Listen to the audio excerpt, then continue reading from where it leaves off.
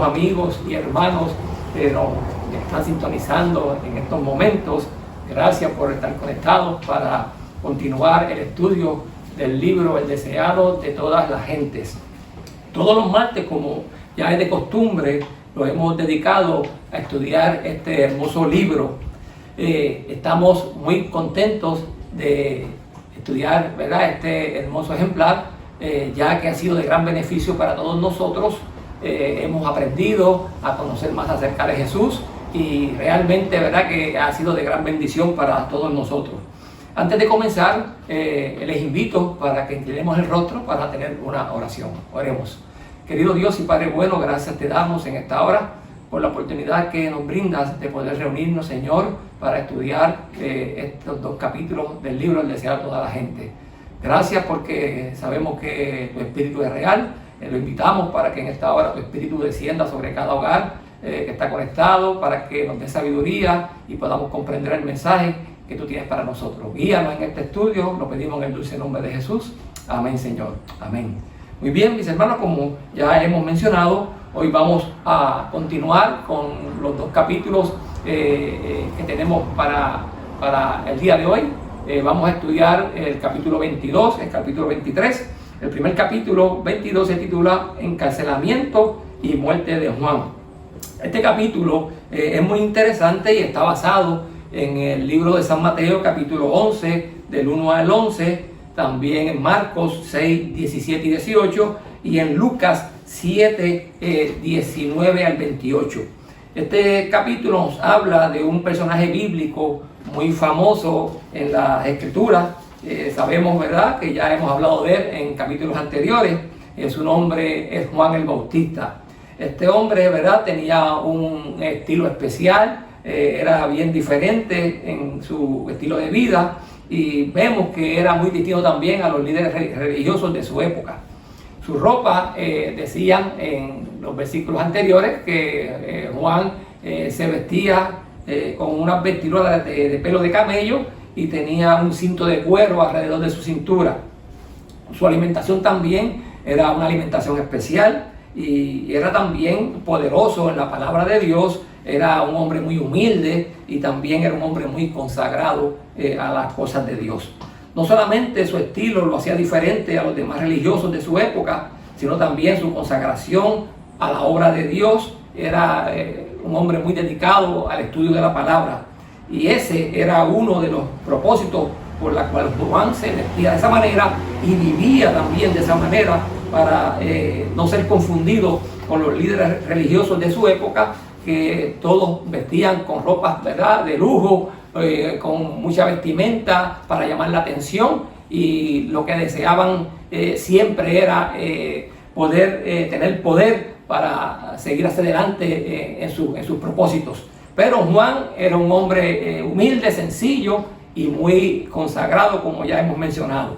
Este capítulo 22 nos presenta la vida de Juan, por lo menos los últimos momentos de su vida. Nos presenta también cómo finalizó su ministerio y cómo Juan, ¿verdad?, en esos últimos días en la cárcel, cómo él murió allí, ¿verdad?, por un plan del enemigo para quitar a Juan del camino, para que no predicara más el evangelio. Todos sabemos por el estudio que ya hemos tenido que Juan el Bautista era hijo de Zacarías y de Elizabeth, y que su nacimiento fue a través de un milagro de Dios, porque Elizabeth, recordamos que era una mujer fiel a Dios, pero era estéril, y el ángel Gabriel le dio la buena noticia que daría a luz un hijo y llamaría por nombre Juan. Fíjate que fue Dios quien escogió su nombre y también fue Dios quien escogió sus padres.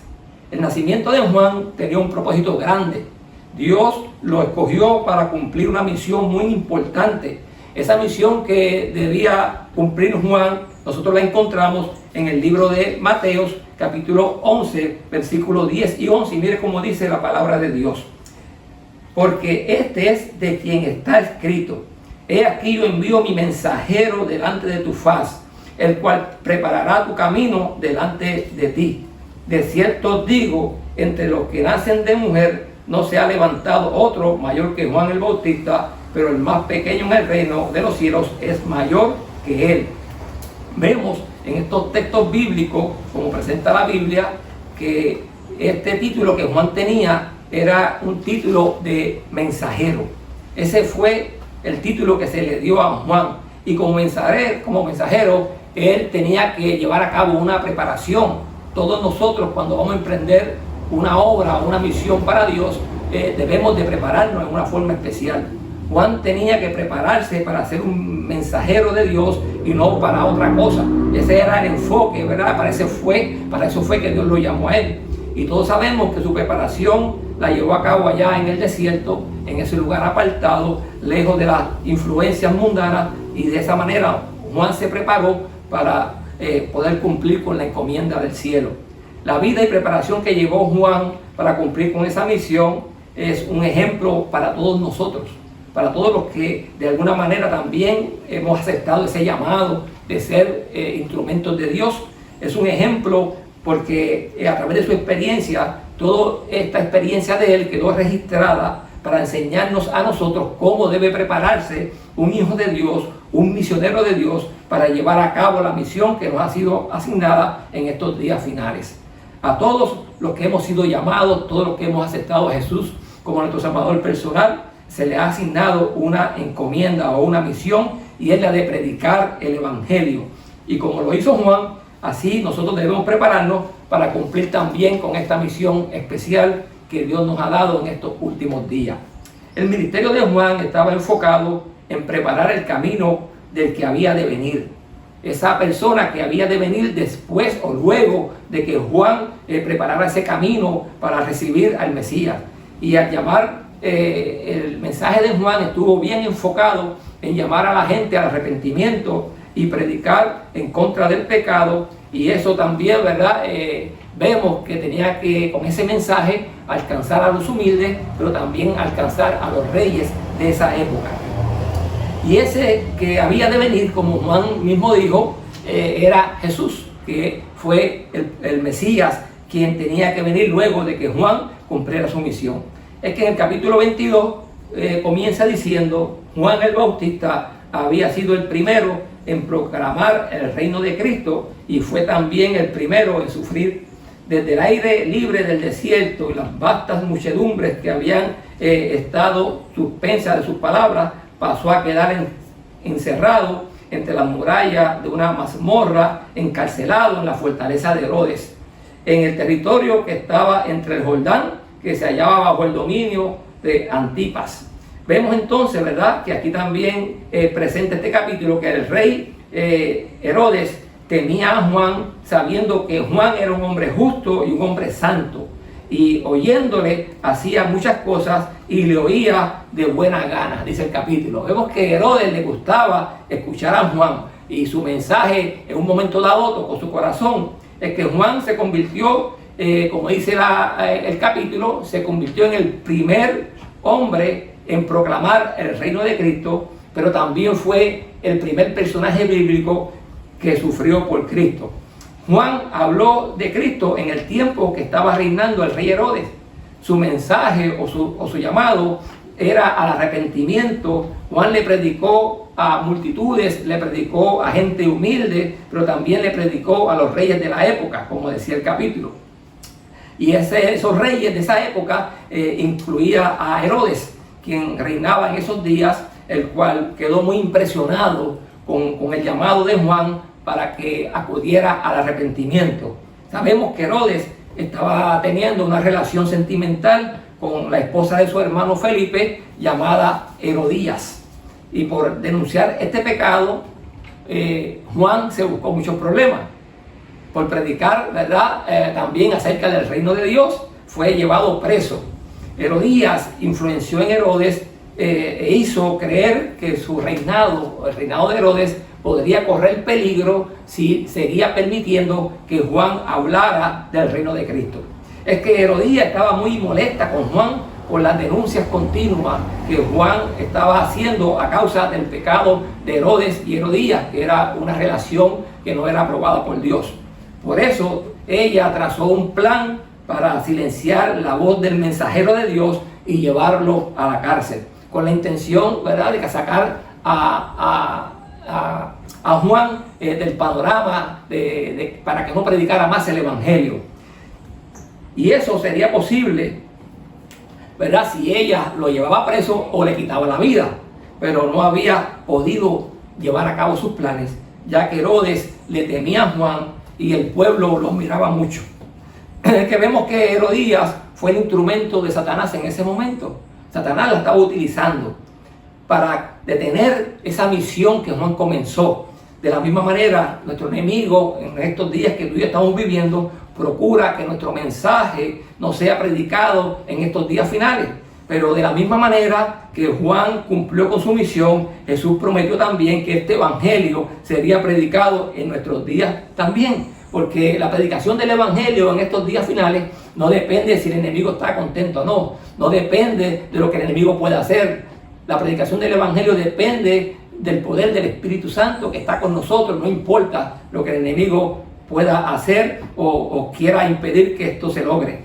Esto nos enseña que lo más importante en la vida de un misionero no es cómo termine su ministerio en esta tierra, sino que lo más importante es que cuando nosotros finalicemos nuestro llamado, nuestra misión, hayamos cumplido con ella. Eso sí es importante. Cuando Herodías logró llevar a Juan a la cárcel, ya Juan había cumplido la encomienda. Ya Juan había preparado el camino. Ya Juan había predicado con poder la palabra. Y Herodías ahora, aunque lo llevó a la cárcel, no pudo impedir que el mensaje se llevara a cabo. Es que el camino quedó preparado para que Jesús comenzara con su ministerio de acuerdo a la profecía, de acuerdo a lo que ya estaba establecido por Dios a través, ¿verdad?, de toda la Escritura. No hay nada que el enemigo pueda hacer, mi hermano, para impedir que la obra de Dios se cumpla. Dios lo que necesita son hombres y mujeres de fe como Juan, que nos podamos entregar por completo a cumplir la obra a la cual hemos sido llamados. Es que vemos que la vida de Juan había sido de labor activa. Juan no era un hombre pasivo, él era un hombre muy activo, estaba todo el tiempo en movimiento, él iba de lugar en lugar llevando el mensaje a la gente, aprovechando el tiempo. Pero ahora se veía una situación difícil, ahora preso, estaba en una inactividad en la cárcel y eso pues abrumaba a Juan en una forma tremenda, porque Juan estaba acostumbrado, ¿verdad?, a ser un hombre activo. Mientras pasaban los días y las semanas, humanamente hablando, la duda se apoderó del corazón de Juan, porque él, ¿verdad?, pensaba que de alguna manera iba a ser liberado de la cárcel. Y mientras pasaban esos días y pasaban los meses, Juan comenzó, ¿verdad?, a dudar un poco. Como los demás discípulos, Juan pensaba que Jesús, cuando viniera a la tierra, iba a ocupar el trono de David, iba a reinar como rey, iba a destruir, ¿verdad?, los demás reinos, iba a establecer su reino aquí en la tierra, cuando el camino estuviese preparado para la venida del Mesías. Es que los discípulos de Juan tenían la oportunidad de visitarlo. No se les prohibió a ellos poder llegar allí a la cárcel y compartir con Juan.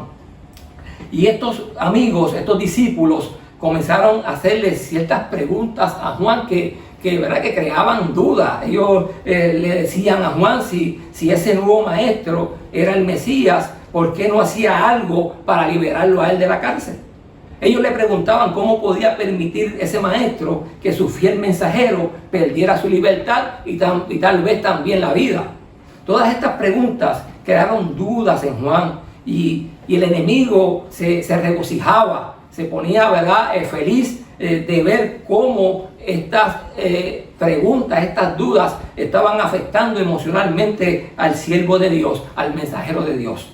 Y no solamente el enemigo utilizó en ese momento a los propios discípulos de Juan con esas preguntas, sino que también, dice el capítulo 22, que también los demonios le susurraban al oído a Juan, le hacían ver que había sido abandonado por Dios, que no había valido la pena haberse sacrificado tanto. Entonces Juan se preguntaba si había valido la pena el mensaje que él había sido llamado a predicar.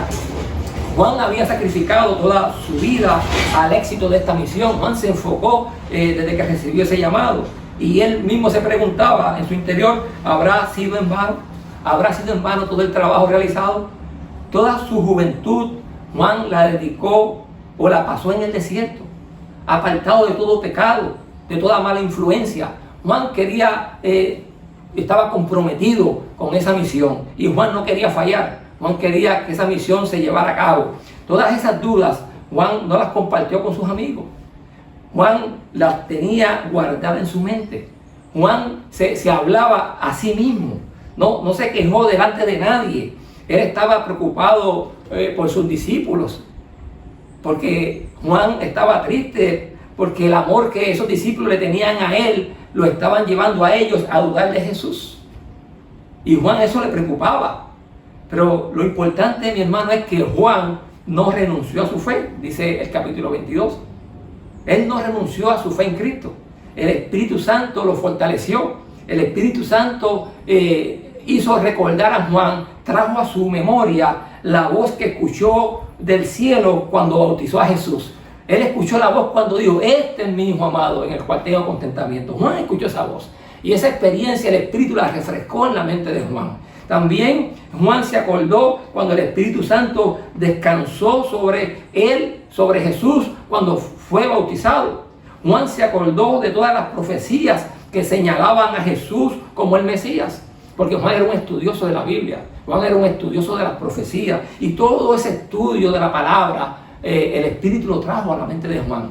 Y qué lindo saber que en los momentos de crisis de nuestra vida espiritual, donde un día nuestra fe también será probada, es importante que nosotros estudiemos la Biblia con profundidad, porque son las palabras de Dios las que van a venir a nuestra memoria y son las que nos van a fortalecer para que seamos victoriosos en medio de la prueba. Es que había una lucha en el corazón de Juan, pero Juan estaba bien alimentado de la palabra. Juan estaba poderoso en la palabra y envió, a pesar de todo eso que había, Juan envió entonces 2 de sus discípulos para hacerle una pregunta a Jesús.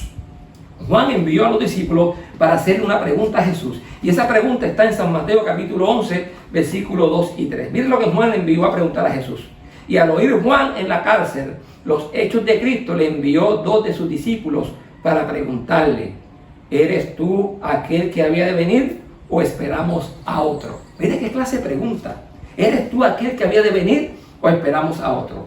Fíjate que había pasado muy poco tiempo cuando el mismo Juan, allí en el Jordán, cuando vio venir a Jesús, le dijo a sus discípulos: he aquí el Cordero de Dios que quita el pecado del mundo. Esa declaración fue contundente. Juan sabía que el que venía hacia él era el Cordero de Dios. Pero ahora, en medio de la prueba, en medio, ¿verdad?, de tanto bombardeo, en medio de tanta presión, Juan le envía a decir a Jesús, a través de estos discípulos, si él era el Mesías o debían de esperar a otro. Jesús, con mucha sabiduría, ¿verdad?, Jesús no contestó esa pregunta rápidamente. Jesús, de una forma presencial, le permitió a esos 2 discípulos que pasaran el día con él. Que pasaran el día con él y que vieran la obra que Jesús estaba haciendo con la gente enferma en el lugar donde Jesús estaba. Y Mateo capítulo 11, versículos 4, 5 y 6 dice: y respondiendo Jesús les dijo: id y haced saber a Juan las cosas que han oído y han visto. Los ciegos ven, los cojos andan, los leprosos son limpiados, los sordos oyen, los muertos son resucitados, y los pobres y a los pobres es anunciado el Evangelio. Bienaventurado es el que no haya tropiezo en mí. ¡Qué tremendo! Mira qué importante que Jesús le dice a los discípulos: vayan y díganle a Juan que los ciegos ven, los cojos andan, los muertos son resucitados. Y cuando Juan escuchó la respuesta de Jesús y las palabras que Jesús declaró cuando dijo: y díganle también, bienaventurado es el que no fuere escandalizado en mí, el que no duda de mí. Esta fue una suave reprensión que Jesús le envió a Juan a través de sus discípulos. Y Juan se dio cuenta que ese mensaje era para él. Y desde ese punto en adelante se entregó a Dios para vida o para muerte. Luego que Juan recibió el mensaje de sus 2 discípulos de parte de Jesús, Juan estuvo dispuesto a ir hasta las últimas consecuencias. Y tenemos que preguntarnos nosotros hoy: ¿estamos nosotros dispuestos a ir o llegar hasta las últimas consecuencias por predicar el Evangelio de Dios? Claro, hermano, solamente es posible si nos consagramos como Juan se consagró. Es que Juan se dio cuenta ¿verdad?, que eso era importante.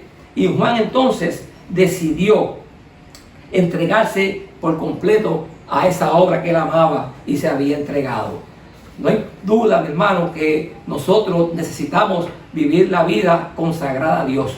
Y luego que los discípulos se fueron, Jesús dijo o hizo una declaración bien importante de Juan. Miren lo que Jesús dijo de Juan. Dice: de cierto os digo, entre los que nacen de mujer no se ha levantado otro mayor que Juan el Bautista, pero el más pequeño en el reino de los cielos mayor es que él. Desde los días de Juan el Bautista hasta ahora, el reino de los cielos sufre violencia y los violentos lo arrebatan, o los valientes lo arrebatan. Qué interesante, mi hermano, saber que el Señor dice que no había o no ha nacido nadie de mujer como Juan el Bautista. Juan fue grande porque Juan cumplió con la encomienda y entregó su vida por el Evangelio. Es que vemos que Herodías logró llevar a Juan a la cárcel. Herodías procuraba y planificaba el momento preciso, no solamente para dejarlo preso. Herodías estaba planificando un plan para quitarle la vida a Juan, pero no lo había podido, no había encontrado el momento preciso para llevar a cabo su plan. Pero el momento llegó. Y aquí en el capítulo 22 dice que el momento preciso fue en el cumpleaños de Herodes. Mire cómo dice este capítulo. Herodes creía que Juan era profeta de Dios y tenía la plena intención de devolverle la libertad, pero no lo había hecho por temor a Herodías. Esta sabía que por las medidas directas no podía nunca obtener que Herodes consintiese en la muerte de Juan, y resolvió lograr su propósito por una estrategia. En el día del cumpleaños del rey debía ofrecerse una fiesta a los oficiales del estado y los nobles de la corte. Habría banquete y habría borrachera. Herodes no estaría en guardia y ella podía influir en él en una forma voluntaria. Qué interesante. Herodías aprovechó una fiesta donde todo el mundo estaba ebrio. Y mira cómo sigue diciendo el texto. Cuando llegó el gran día y el rey estaba comiendo y bebiendo con sus señores, Herodías mandó a su hija a la sala del banquete para que bailase a fin de entretener a los invitados. Salomé estaba en su primer florecimiento como mujer y su voluptuosa belleza cautivó los sentidos de los señores entregados a la orgía. Vemos, ¿verdad?, que cuando Herodes ve bailar a Salomé, dice que él le ofreció, le hizo una propuesta, le hizo un ofrecimiento. Lo que tú me pidas te daré, aunque sea la mitad de mi reino.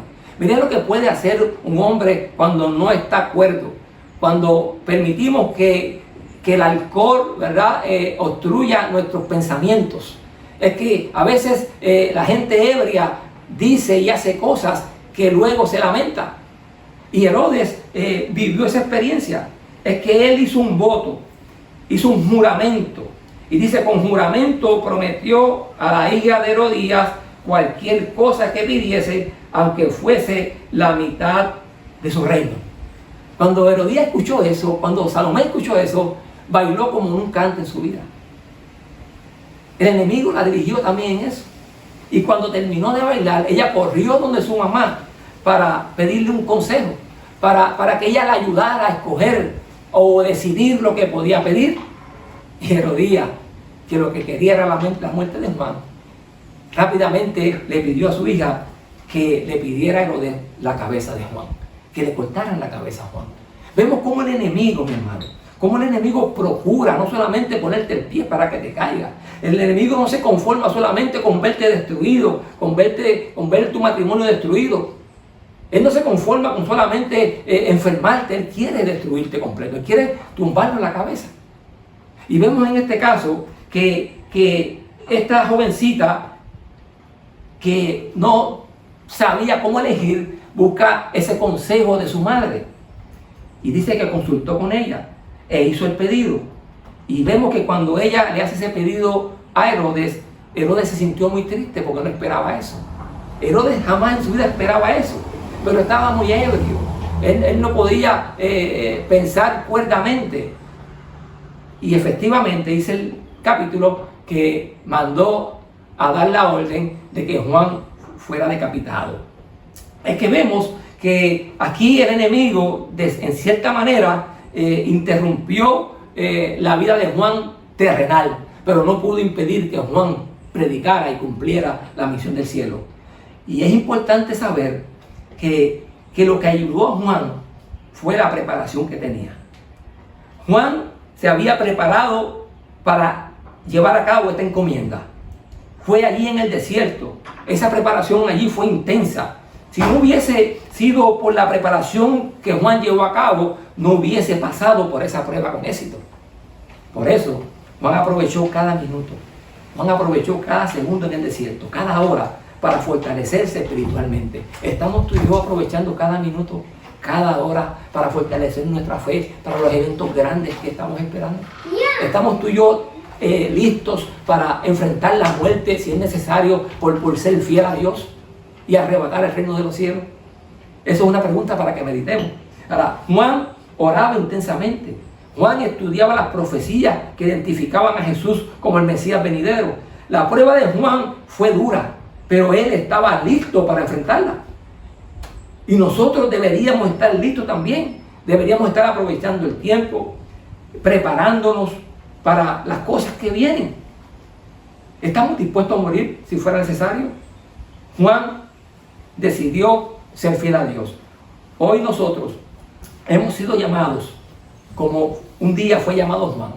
Juan fue llamado para preparar el camino del Mesías venidero en su primera venida. Pero hoy la Iglesia Adventista del Séptimo Día, a la cual tú y yo pertenecemos, estamos llamados para preparar el camino para la segunda venida de Cristo. ¿Qué les parece, hermano? Un gran privilegio que tenemos.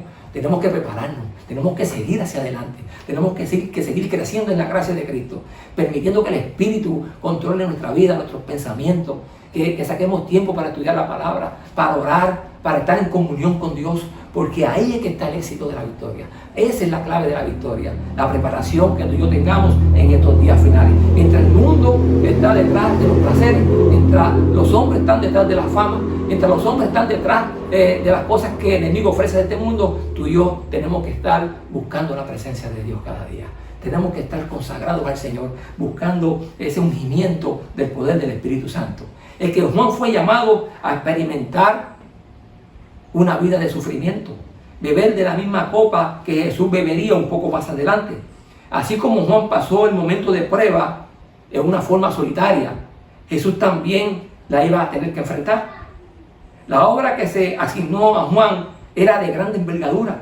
Dios vio en Juan el instrumento perfecto para llevar a cabo esa obra. De la misma manera hoy Dios te ve a ti, me ve a mí, como los instrumentos ideales para este último tiempo.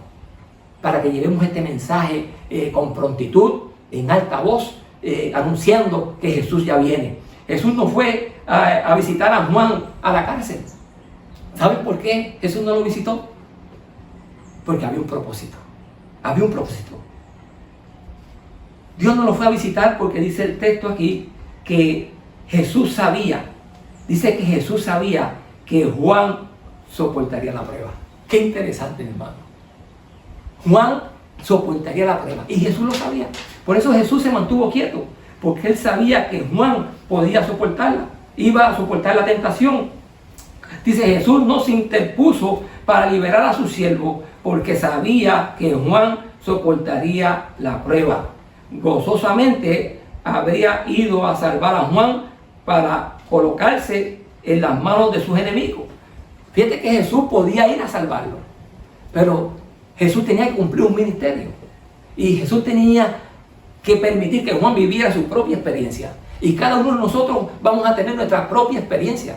Tú y yo no podemos depender de la experiencia de los ancianos, de la experiencia del maestro de la escuela sabática. Tú y yo no podemos depender de la experiencia del pastor. Cada uno de nosotros tiene que tener su propia experiencia con Cristo. Y Juan necesitaba tener su propia experiencia con Dios. Y la experiencia de cada uno de nosotros es distinta. Pero Dios está con nosotros. Dice el capítulo que los ángeles siempre estuvieron al lado de Juan. Siempre lo acompañaron, nunca lo dejaron solo. Es que vemos que después de Juan, y luego que Jesús cumpliera con su ministerio, muchos otros discípulos, que fue otra de las razones por la cual el Señor no liberó a Juan de la cárcel.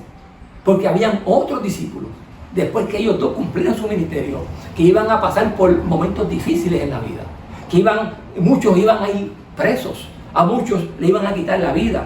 Y esa experiencia de Juan iba a ser de gran beneficio para esos nuevos discípulos que iban a venir, porque entonces ellos iban a pensar en la experiencia de Juan, y cuando estuvieran ellos a punto de morir, cuando fueran echados a la cárcel, ellos podían pensar en Juan y decir: si Juan pudo, yo también puedo, porque el Dios de Juan es el mismo Dios que tú y yo tenemos. Es que de la misma manera nosotros tenemos que vivir confiados, tenemos que mantenernos firmes y fieles en la prueba, confiados en el poder de Dios. Qué interesante, mi hermano, saber que nuestro Dios es un Dios bueno y un Dios santo. Y Juan, en el capítulo final, en el párrafo final del capítulo 22 dice: ni Enoc, que fue trasladado al cielo, ni Elías, que ascendió en un carro de fuego, fueron mayores o más honrados que Juan el Bautista, que pereció solo en la mazmorra. A vosotros he concedido por Cristo no solo que creáis en Él, sino también que padezcáis por Él. Y de todos los dones que el cielo puede conceder a los hombres, la comunión con Cristo y en sus sufrimientos es el más grave cometido y el más alto honor que un hombre puede tener. Qué tremendas palabras, hermano. Es un honor sufrir por Cristo. Es un honor predicar el Evangelio. No importa lo que ocurra, nosotros tenemos la confianza y la seguridad de que Dios estará con nosotros. Y este sería el final del capítulo 22. Ahora entraremos en el capítulo 23 para ir concluyendo. En el capítulo 23 nosotros encontramos el inicio del ministerio de Cristo. Ya Juan había cumplido su cometido, Juan se entregó por completo, Juan cumplió su misión, ahora entraba Jesucristo a cumplir con la suya. Y en el capítulo 3 se titula: el reino de Dios está cerca. Gloria a Dios por eso. ¿Cuántos creen que el reino de Dios está cerca? Yo lo creo. Yo creo que el reino de Dios está cerca. Ese era el mensaje predominante en la predicación de Cristo. Y Marcos 1:15, mire lo que dice Marcos 1:15. Marcos 1:15 dice, y después, el 14 y el 15, después que Juan fue encarcelado, Jesús vino a Galilea predicando el evangelio del reino de Dios, diciendo: el tiempo se ha cumplido y el reino de Dios se ha acercado.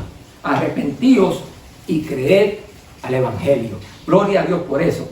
Vemos que el tiempo se había cumplido, dijo Jesús. Ese era el tiempo profético que el ángel Gabriel le había revelado a Daniel con relación a las 70 semanas o 490 años. Dentro de ese periodo de tiempo, y aquí nos damos cuenta cómo el Dios que tú y yo le servimos tiene el control del tiempo. Cómo Dios tiene todo calculado. Cómo Dios es el que tiene el control de este mundo. Dios es el que está dirigiendo los eventos proféticos. Dentro de ese periodo de tiempo se iban a cumplir muchos eventos proféticos. Esos eventos proféticos que el pueblo de Israel no le prestó atención ni los estudió. Por eso cuando Jesús llega, ellos no reconocen. Ellos no se dan cuenta que ese era el Mesías y no creyeron en él.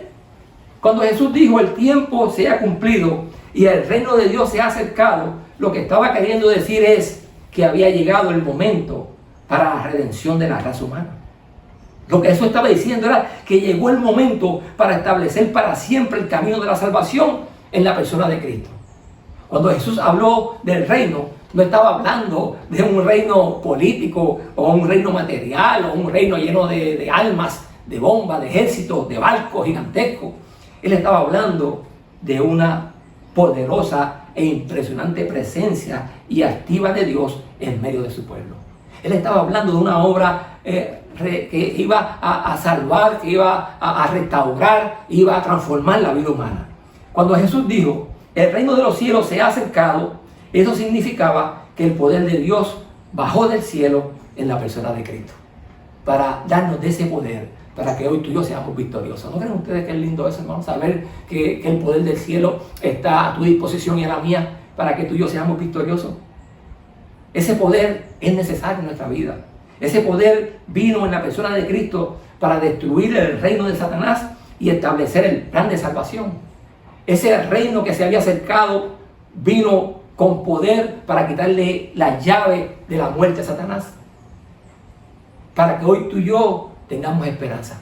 Para que hoy nosotros podamos vivir una vida victoriosa en Cristo Jesús. Ese poder, ese reino se acercó para establecerlo. Juan tuvo que morir para que eso fuera una realidad. Juan tuvo que entregarse para que esa obra fuera cumplida.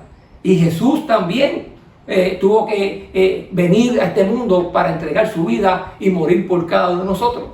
Juan el Bautista fue grande, pero más grande fue Jesús, que entregó su vida por todos nosotros. Y Juan lo reconoció.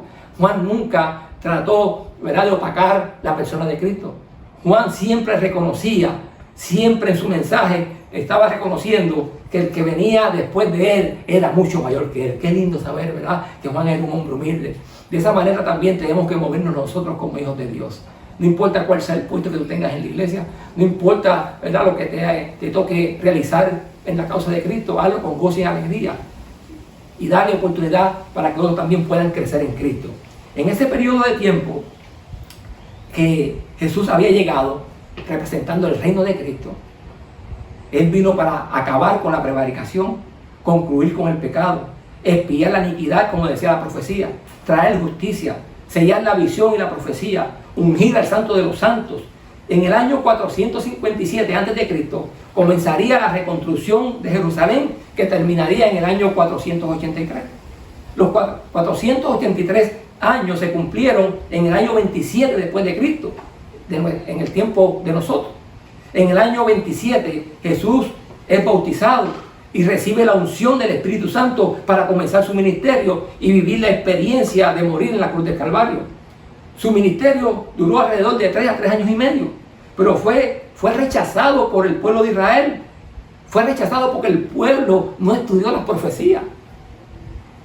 En el año 31 Jesús fue sacrificado, fue ofrecido en el Calvario. Ese fue el momento que el velo del templo se rasgó, porque el verdadero cordero fue sacrificado. Ya no había que sacrificar más animales, porque Jesús se sacrificó por nosotros y damos gloria a Dios por eso. Ahora, luego de esos 3 años y medio que Jesús fue rechazado, que el pueblo de Israel lo crucificó, en su misericordia el Señor le otorgó 3 años y medio más de misericordia. Se le dio otra oportunidad al pueblo de Israel por medio de la predicación de los discípulos. Jesús se fue al cielo y la encomienda del Señor a los discípulos fue: vayan y prediquen a Israel, vayan de nuevo a Jerusalén y prediquen el Evangelio. Y los discípulos llegaron y predicaron el Evangelio, pero el pueblo volvió a poner resistencia al llamado de Dios. Si ellos hubiesen aceptado ese llamado, hubiesen sido el pueblo escogido para predicar el Evangelio. Pero este pueblo fue rebelde.